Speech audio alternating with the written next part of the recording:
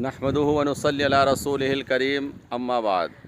मोहतरम नाज़रीन हज़रात, आज मैं आपको 4 रकत नफ़ल पढ़ने का तरीका बता रहा हूँ।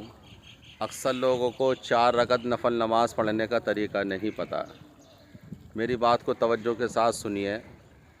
अगर हम 4 रकत नफ़ल पढ़ते हैं तो 2 रकात में जो कायदा उला कहलाता है उसमें हम बैठते हैं, तो फ़ुक़हा किराम ने लिखा है कि उसमें हमें अत्तहियात पढ़नी चाहिए। अत्तहियात के बाद दरूद शरीफ के बाद दुआए मासूरा, और दुआए मासूरा के बाद जो हम पढ़ते रब्बना उसको भी पढ़ना चाहिए।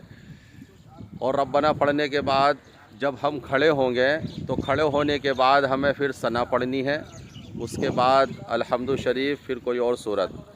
फिर जब हम चौथी रकात में बैठेंगे तो फिर हमें अत्तहियात पढ़नी है।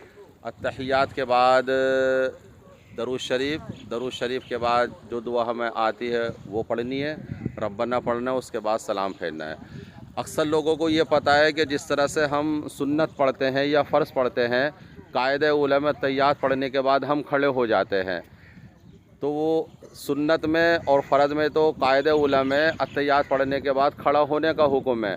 लेकिन अगर हम 4 रकत नफ़ल नमाज़ पढ़ रहे हैं तो फ़ुक़हा किराम ने लिखा है, हिदायत के अंदर मसला लिखा हुआ है कि 2 रकात में अगर हम बैठेंगे तो उसको अत्तहियात के बाद दरूद शरीफ भी पढ़ेंगे, दुआए मासूरा भी पढ़ेंगे, रब्बना भी पढ़ेंगे, और फिर खड़े होने के बाद सना पढ़ेंगे।